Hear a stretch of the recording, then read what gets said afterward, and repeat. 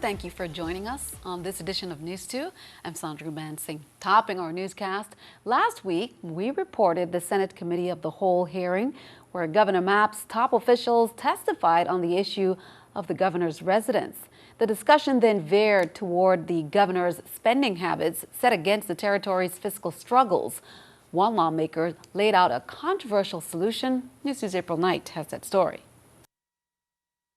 In the middle of the Villa Mapp controversy, the 31st legislature called Governor Kenneth Mapp's top aides to testify last week. That's when talk of the possibility of removing the governor from office was put on the record. Talks on how to solve the dilemma of where to house the VI governor on St. Thomas turned to what some consider the governor's lavish spending habits that they say have no place in a fiscally struggling territory. The people are not in agreement with the priorities as relates to the spending of this administration.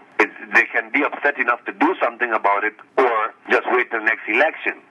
And I'm just putting it out there to them. They actually have a mechanism to do something about it, to express their displeasure to this administration. According to Senator Terrence Nelson, it all boils down to what the people want. According to the VI Code, an elected official can be removed from office for lack of fitness, incompetence, neglect of duty, or corruption. It would also require 2/3 of the Senate to initiate a recall election, and that can't happen until 1 year into the governor's term. The governor's camp has fired back at his critics, saying all of this attention on what the governor spends his money on only distracts from the larger issues. But Senator Nelson says it's still a relevant topic. Is this what we want? Is this the type of chief executive we want to expend government money carelessly or recklessly to live like because you have rich, expensive taste? As for the argument that all the spending is within the governor's budget anyway, then there's nothing we can do as a Senate or even the Justice Department cannot do anything about it if it's not illegal. But that question to me has not yet been formally answered. Reporting for News 2, I'm April Knight. Lawmakers are also questioning why portions of the current government house has not been assessed for possible reconversion into the governor's residence. News 2 will keep you updated on the inquiry into the governor's residential arrangements. The Senate Committee on Finance resumed its budget hearings on Tuesday. Juan Figueroa, Senior Executive Director of the Virgin Islands Lottery, shared fiscal year 2016 revenue projections, which is a little more than $19 million. Hubert Brumont, General Manager of Magens Bay Authority, also shared their budget projections, which is up to $2.4 million for fiscal year 2016. Brumont took the opportunity to share with lawmakers the authority's goals for the world-famous beach on St. Thomas. Promote and encourage groups in the territory to utilize Magens Bay campsite for outdoor activities. Magens Bay Authority hopes to continue to maintain bathhouses, renovate where necessary, install alarms and light where necessary to cut down on vandalism, and continue to hope that the cruise ships keep coming to the Virgin Islands. In other news, a 6th grade classroom was broken into, vandalized, and left ransacked over the weekend. When school officials saw the classroom on Monday, Lou Muckle, the desk had been toppled over, computers thrown about, and profanity was written on the chalkboard. The incident is currently under investigation by the VIPD. Officials say all campuses are locked after the school day and all schools have surveillance cameras. Although school representatives say nothing valuable was taken, many of the students, faculty, and the teacher of that classroom were upset, but they're very hopeful. You can call the VIPD if you can assist in this investigation. On Monday at roughly 6:13 p.m., officers received notification that a male victim had been shot in the area of Friedenhoy on St. Thomas. He was then transported to the Roy Leshner Schneider Hospital by private vehicle, escorted by police units. Officers met with the victim, who stated that he had been shot while in the area of the ballpark and was unable to see the individual or individuals involved. He was treated for the wound he'd sustained and was released. Anyone with information regarding this incident, you are urged to contact the Major Crimes Unit at 340-714-9843, extension 5619. The Criminal Investigation Bureau at 340-714-9807, extension 5556, or Crime Stoppers. The Department of Licensing and Consumer Affairs says be on the alert. The latest in phone scams, it's hitting the Virgin Islands consumer public. The caller pretends to be an individual that is sick and or has sustained some injury and is in the hospital. The caller requests that the call recipient purchase phone cards of a value in the hundreds of dollars so that an overseas relative of the so-called sick individual can make a call to them, or that the scammer can call the overseas relatives. The caller provides a number for the scammed individual to call after purchasing the phone card. The call recipient is then instructed to call the provided number and give that phone card number to the person pretending to be sick. Once the call recipient has provided that phone card number, that scam is complete. Please report all scams to the DLCA in St. Thomas. The number is 714-3522, St. Thomas, St. John District. St. Croix, it's 713-3522. And coming up later in the newscast, we'll have our Consumer Alert Report with a story, similar story. On Monday, Senator Nelson held the third planning meeting for peace events in the community. Many were in attendance, including Pastor Anthony Benjamin of Calvary Baptist Church, Sandra Fair, and Brother Ricky. Now, the first event, the Peace Memorial Service, will take place on Saturday, October 10th at Island Center from 4 p.m. to 8 p.m. Senator Nelson says this is for all in the community whose friend or family member has been a victim of crime or violence. He said it is an opportunity to reflect on the pain, suffering, and resilience of a victimized community. He's asking attendees to wear white and bring their drums. Every year, firefighters across the nation stress the importance of fire safety. This year, the Virgin Islands Fire Service joins its counterparts nationwide in educating the community as they celebrate Fire Prevention Week. The theme has to do with a little preventative gadget that could help save lives in your homes. NEWS2's April Knight has more. It's Fire Prevention Week in the Virgin Islands, and the VI Fire Services wants to make sure the community gets the message. This year's theme is Hear the Beep Where You Sleep, focused on educating the community about home fires that kill Americans every day. One important tip is to make sure smoke alarms are in place, as they cut the risk of death from fire in half. Basically deals with smoke alarms. Hear the beep where you sleep. When we are stressing a lot on these first initial warnings when there's smoke or fire, in effect there's a fire. We have our fair share of home fires.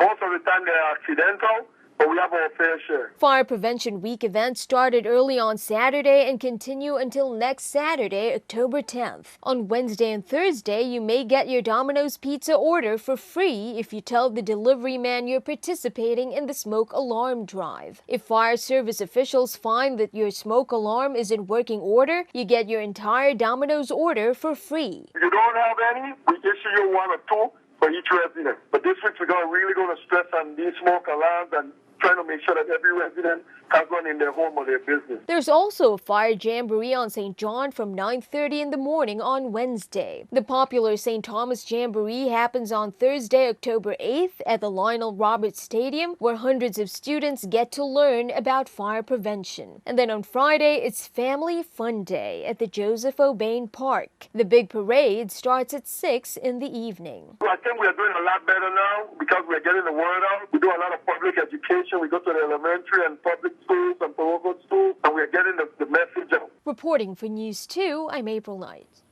On Wednesday, Domino's at Tutu Park Mall will be participating in the smoke alarm drive, and on Thursday, it will be at Niski Center Domino's. Make sure you get those smoke alarms installed.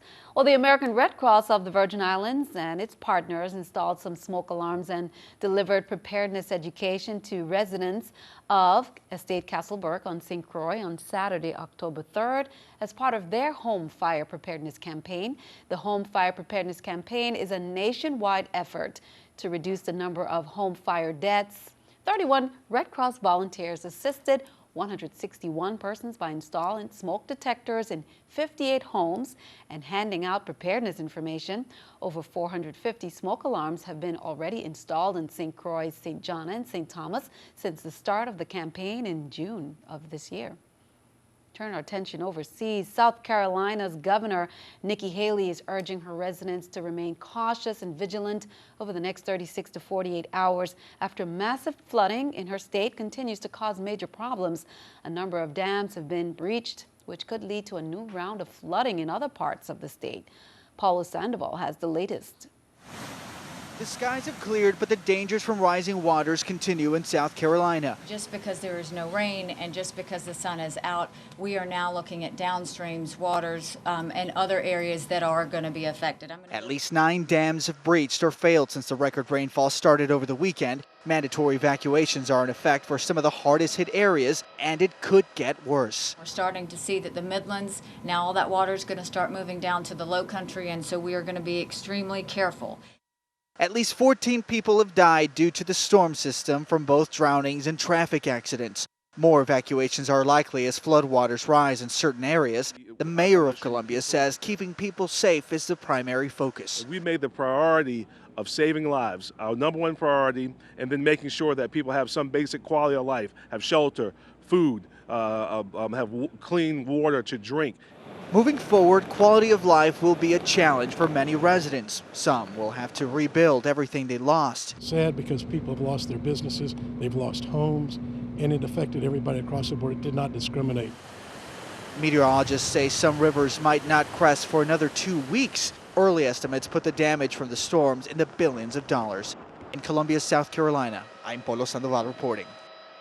And keeping our eye on the economy, it's happening again. The International Monetary Fund released its forecast of global growth on Tuesday, cutting its estimate for the third time this year to 3.1% for 2015. That's down 0.2 percentage points from its July forecast and 0.4 percentage points from April. The obvious culprit is the faster than expected slowdown in China that has sent the price of commodities plunging, wreaking havoc on countries such as Brazil that supply it with raw materials such as iron ore and soybeans. Here's the New York Stock Exchange with our stock market watch. The Dow up 13, NASDAQ and S&P down, NASDAQ 32, S&P 500 down at 7. Coming up on News 2, the Police Athletic League, under the direction of the Crime Prevention Bureau of the Virgin Islands Police Department, is pleased to announce the beginning of the PAL after-school program. Plus, our consumer alert. This grandmother almost lost thousands of dollars after a frantic call from a young man she thought was her grandson. What to do if you get a similar call?